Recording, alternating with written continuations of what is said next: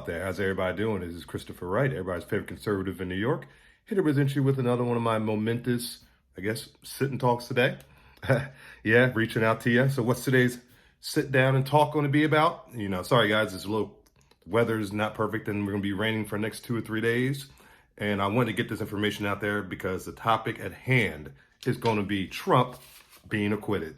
I also want to touch up on the State of the Union speech as well. And just at the very end, kind of throw in Iowa caucus nonsense or whatever. Yes, that's not important. I want to get to the important information. The important information is President Donald Trump has been acquitted of all charges toward impeachment. As you guys know, there was 2 articles that they were trying to find him guilty on when they impeached the president.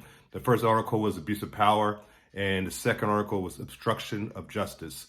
For the article abuse of power, the Senate voted 52-48 in favor of not impeaching the president on that article, and they voted 53-47 on obstruction of justice in favor of not impeaching the president of the United States.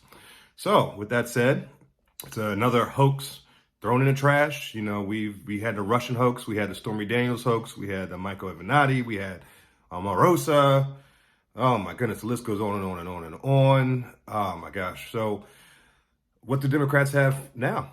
They really don't have anything. It's kind of sad that they took so many hundreds of millions of dollars of taxpayer money to go through with this whole Russiagate and Ukraine hoax. I mean, the 2 countries are enemies of each other, and you guys go from accusing him to be in Putin's pocket to going to Putin's enemy and helping them, it's just foolish. And then the whole entire time, they never had any legitimate evidence. They were upset because they couldn't get their more witnesses to come in for the Senate for per portion of trial. Like they didn't have plenty of time when they were doing the trial in the House to bring whatever witnesses they wanted to. But they say, oh no, the reason why we couldn't get the president impeached in the Senate because we weren't able to get our witnesses. Michael Bolton, who's writing a book, or whatever his name is, Bolton, writing a book that he's got coming out in a couple of weeks or whatever. And it was all for show. He had no information that could have got Trump in any kind of trouble. And it's just sad. It's just sad that we wasted so much time. The American people are the biggest losers out of this because Trump could have been getting so much more done. He has gotten a lot done, but he could have been getting more done this entire time we dealt with these 2 hoaxes that they tried to impeach a president on. So, as official, impeachment hoax is dead, it's gone, and it's time to move on. And one of the best ways to move on is, if you take a look at the last night, is Trump had his State of the Union speech, which was an amazing speech. He came out, as you guys saw, and, he gave the speech to the Vice President, Mike Pence, and House Speaker, Nancy Pelosi. And she gave him to shake his hand, and he ignored her. It was kind of funny watching it. It was enjoyable. But, I personally, not saying that was actually, a shot towards Nancy. Because if you watch the video, he didn't shake Mike Pence's hand either. So I think the president was just ready to get on the business and, put the BS aside and just get the message out there. And was it a powerful message, man? I just wanted to say, me personally, there's a lot of great moments in the speech, but I just want to begin with what Trump did with the gentleman from the Tuskegee Airmen. He was an Air Force fighter pilot in World War II, bombing real Nazis, not the ones that you got Antifa in New York City talking about Nazis, not that Nazis, but real Nazis he went after. And he was a great grandfather. He had his great grandson there, Evan, who wanted to go. He was about 12 years old, I believe, wanted to go to the Air Force. And then once he, gets a certain level in the Air Force, he wants to get into Trump's Space Force. It was amazing. And then they mentioned the great grandfather, George McKay. Sorry if I pronounced that wrong. But, he stood up, he saluted. Looked good for his age, by the way, too. He was 100 years old. I mean, born in 1919, this man was. And, this is why I love this country so much. And this is why I don't have a victimhood mentality. Because like you guys know from previous videos, I have a dad who's an Army major, veteran. And he's always instilled in me, whatever you want to go and get in this country, go get it. Don't play victim, don't cry, don't blame, don't point fingers. Get it done. And you can tell by looking at that man and his great grandson that he's instilled that way of thinking into his family as well. And it was just such an honorable moment. I mean, it gave me chills watching it, man. Like seriously, like I don't really get chills with too many speeches, but I got a whole chill all the way down my spine when I saw that, man. It made me so proud as an American to witness that. And also, if you look at what he also did, he had honored a wife and son whose husband and father were killed and a roadside bomb. He mentioned the family. He, really, you know, just really went out there and, showing the public he has our back, man. And, followed by after that, I mean, that was a very touching moment when he did that. And then he had another moment where there was a soldier who was stationed in Afghanistan, and his family didn't know he made his return back yet. And Trump brought him out to his wife and his son and daughter's surprise, and they were so ecstatic to see this great soldier coming back from being stationed over in Afghanistan. It was a shock. And Trump was just, in general, he was on fire during the whole speech, man. He talked about the record number of black unemployment, the record number of Hispanic unemployment, women unemployment. Oh my goodness, the veteran with oh my goodness, I'm so bad with names, guys. You guys know what I'm talking about. Republican, Senator Tim Scott. He has opportunity zones, yes, that he did, and they had brought a veteran out who was going through hard times, was able to find work through these opportunity zones that Republican Tim Scott designed for the president. And it was just amazing watching that. They had another moment that I really had a lot of, it really was a very historical moment when they had Rush Limbaugh, who, as you guys know, is suffering for fourth stage lung cancer at the moment. So may God bless him, and best wishes to him and his family. Hope he gets well soon, Rush. But he brought Rush up, and he gave him the Presidential Medal of Freedom Award, and he gave it to him on the spot. Had his wife Melania put the medal around him, so they right there at the State of the Union, boom, they gave him the award, which has never been done in presidential history. So this is a historical moment. The left was just cringing all over the place. I heard tweets and everything were going off the moment he did that. And I got like a personal respect for Rush because him, Larry Elder, and a guy down south in Jordan Institute, Neil Bortz, were the first conservative, radio hosts that I was listening to when I was young. And I used to hate the love listen to them. Like, I thought they were the evil Republican Party back then. But I always would catch myself listening to them anytime I was at work, heading to different job sites. I was a cable guy at the time, so while I was in the truck driving from one job to another, I was listening to those guys, and they were a big influence on why I believe about conservatism today. So it was really awesome to see that. Guys, see, I got the MAGA hat on in case you haven't seen already, but got to represent, man, because this was just an amazing speech that the president did.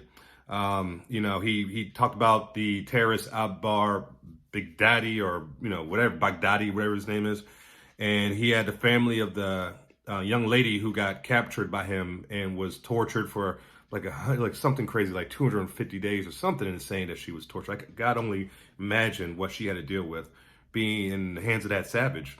And he brought the mother out and let them know that the president never in the United States never forgot about what happened to her daughter. And, we're here, we were going to fight. And, we made sure that we took this terrorist out. And we certainly did. So that was just another historical moment. I loved every bit of that. Oh, man. I mean, I can go on and on and on about everything the president did. In the next 20 weeks, he said he's going to step up to the next level and, put it in overdrive when it comes to, banning late-term abortion in the country, which is another thing that I just think should be done. I really have the guy did an amazing job, man. And actually, you can see at the end of the speech, you saw during the speech, you saw the Black caucus sitting down when he was talking about black and minority unemployment and women getting the lowest unemployment in a long time. You saw them sitting down the whole entire time, the Black caucus. You saw the squad crew, whatever, they weren't all white. I don't know, it was supposed to be a shout out to the KKK, since they're the ones who founded the KKK. And they were kind of acting a little KKK-ish during the speech, just yelling out crazy things during Trump's speech. And Trump was unfazed the entire time. Every time they yell something out, he would just make another point of what great things he's done for his country, like in your face, sit down and shut up. And, and as you saw towards the end of the speech, Nancy Pelosi got up and tore the speech in half. Like, how disgusting was that? How disgusting was that? Not only because it was just a act of just a disrespectful act for the commander-in-chief, the position of that, but what she was doing when she tore that speech, she was disrespecting everybody that the president gave a shout out to during that speech. All the veterans, all the people's victims who family were killed by terrorism. Oh my goodness. The gentleman I mentioned earlier, the the brigade general. Um, I mean, it's just, she was just disrespecting the entire country at that point. I mean, and the people that support the president, all the people that voted for the president. So to me, what she just did was just hand a big plate of steak over to the Republican Party for the next election. It's going to be a landslide. You think she thinks America's not watching? America's watching. There's a lot of people on the left I heard upset about that whole situation. Not just Republicans. Republicans couldn't stand it, but I heard a lot of Democrats pretty much said they were ashamed that their House Speaker did something so disrespectful. And so, again, and at the end of the speech, when Trump was walking out, they said the Democrat Party, especially everybody in the all white or whatever, the squad and their crew and their bandits, they escaped out the back exit. They ran out there. I don't know because of Trump's speech or they were just intimidated from the man himself when he was walking down off the stage or whatever. They got out of town and they left before the president, who was supposed to be the first one to leave the chamber, and they left before him. So just more and more disrespect from these people. And so, it's just sad. And these are the same people, like I said, I'm going to mention the Iowa caucus. They had the Iowa caucus and they had one of the lowest voter counts they ever had in their history. And it took them, 4 days, 3-4 days to get the vote count right? It's like they can't even handle a small, voter count. Do you think they can handle the country? Give me a break.